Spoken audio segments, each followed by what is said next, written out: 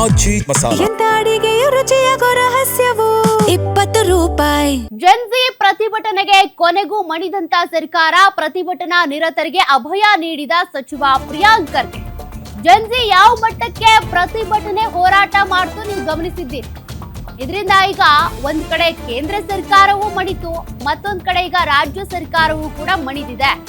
ಕೃಷಿ ಪದವೀಧರರಿಗೆ ಅನ್ಯಾಯವಾಗದಂತೆ ಪರೀಕ್ಷೆ ನಡೆಸೋದಕ್ಕೆ ತೀರ್ಮಾನಿಸಲಾಗಿದೆ.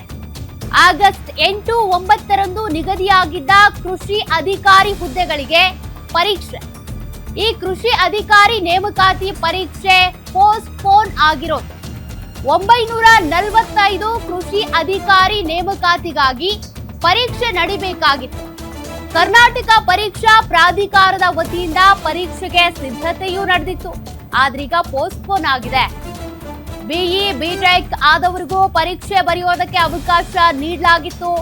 ಬಿಎಸ್ಸಿ ಅಗ್ರಿಕಲ್ಚರ್ ಆದವರಿಗೂ ಮಾತ್ರ ಪರೀಕ್ಷೆಗೆ ಅವಕಾಶ ಕೊಡಿ ಅಂತೇಳಿ ಕೇಳಿದಂತ ಅಭ್ಯರ್ಥಿಗಳು ತಾಂತ್ರಿಕ ಪದವೀಧರರನ್ನ ಹೊರಗಿಡಬೇಕು ಅಂತೇಳಿ ಆಗ್ರಹಿಸಿ ಪ್ರತಿಭಟನೆ ಮಾಡಲಾಗಿತ್ತು. ಆ ಪ್ರತಿಭಟನೆಗೆ ಈಗ ಫಲ ಸಿಕ್ಕಂತಾಗಿದೆ. ಅಭ್ಯರ್ಥಿಗಳ ಹೋರಾಟ ಮನವಿಗೆ ಸರ್ಕಾರ ಸ್ಪಂದಿಸಿದ್ದು ಹಳೆ ನೇಮಕಾತಿ ಅಧಿಸೂಚನೆಯನ್ನ ರದ್ದುಗೊಳಿಸಿ ಆದೇಶಿಸಿದೆ ಈ ಸರ್ಕಾರ. ಈಗ ತಜ್ಞರ ಸಮಿತಿ ರಚಿಸಿ 15 ದಿನಗಳ ಒಳಗಾಗಿ ವರದಿ ನೀಡಬೇಕು ಅಂತೇಳಿ ಸೂಚನೆ ಕೊಡಲಾಗಿದೆ. ಈ ಬಗ್ಗೆ ಗೃಹ ಸಚಿವ ಪ್ರಿಯಾಂಕ್ ಖರ್ಗೆ ಅವರೇ ಮಾತನಾಡಿ ಮಾಹಿತಿಯನ್ನ ಕೊಟ್ಟಿದ್ದಾರೆ. ಸರ್ಕಾರದಲ್ಲಿ ಖಾಲಿ ಇರುವ ಎಲ್ಲ 2.5 ಲಕ್ಷ ಹುದ್ದೆಗಳನ್ನ ನಾವು ತುಂಬುತ್ತೀವಿ ಅಂತ.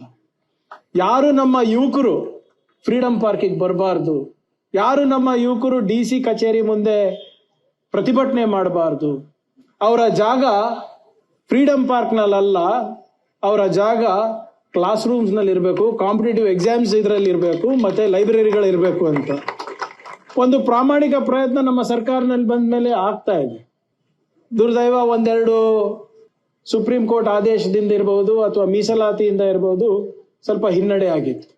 ಆದರೆ ಮತ್ತೊಮ್ಮೆ ನಾವು ಆ ಕಾನೂನಿನ ಚೌಕಟ್ಟಿನಲ್ಲೇ ಏನೇ ತೊಂದರೆಗಳಿದ್ದನ್ನ ಅದನ್ನು ನಿವಾರಣೆಯನ್ನು ಪಡೆದು ಸಾಧಕ ಬಾಧಕಗಳನ್ನು ನೋಡಿ ಈಗಾಗಲೇ ಈ ಹೊಸ ಸರ್ಕಾರ ಬಂದ ಮೇಲೆ 74,000 ಹುದ್ದೆಗಳನ್ನ ನಾವು ಆಗ್ಲೇ ಕಾಲ್ಫಾರ್ಮ್ ಮಾಡಿ ಹಿಂದಿನ ರವಿವಾರದಿಂದ ಈಗ ಒಂದ್ 4-5 ದಿನದ ಹಿಂದೆಯಿಂದ ಮೊದಲನೇ ಹಂತದ ಪೊಲೀಸ್ ಕಾನ್ಸ್ಟೇಬಲ್ ಎಕ್ಸಾಮಿನೇಷನ್ ಅನ್ನ ನಾವು ಮಾಡ್ತಾ ಇದೀವಿ. ಪ್ರತಿ ಸಂಡೇ ಆಲ್ಟರ್ನೇಟ್ ಸಂಡೇ ಕೂಡ ನಾವು ರಿಕ್ರೂಟ್ಮೆಂಟ್ ಎಲ್ಲ ಇಲಾಖೆಯಿಂದ ಮಾಡ್ತಾ ಇದೀವಿ. ಇವತ್ತು ನಮ್ಮ ಮ್ಯಾನಿಫೆಸ್ಟೋನಲ್ಲಿ ಕೂಡ ಅದೇ ಇರೋದು. ಇವತ್ತು ನಮ್ಮ ಸರ್ಕಾರದಲ್ಲಿ ಗವರ್ಮೆಂಟ್ ರಿಕ್ರೂಟ್ಮೆಂಟ್ ನಲ್ಲಿ ಕರಪ್ಷನ್ ನಡೀಬಾರ್ದು ಅಂದ್ಬಿಟ್ಟು ಒಂದು ಹೊಸ ವಿಧೇಯಕನ ಕೂಡ ತಂದಿರೋದು ನಾನೇ. ಸರ್ಕಾರದಲ್ಲಿ ಖಾಲಿ ಇರುವ ಎಲ್ಲ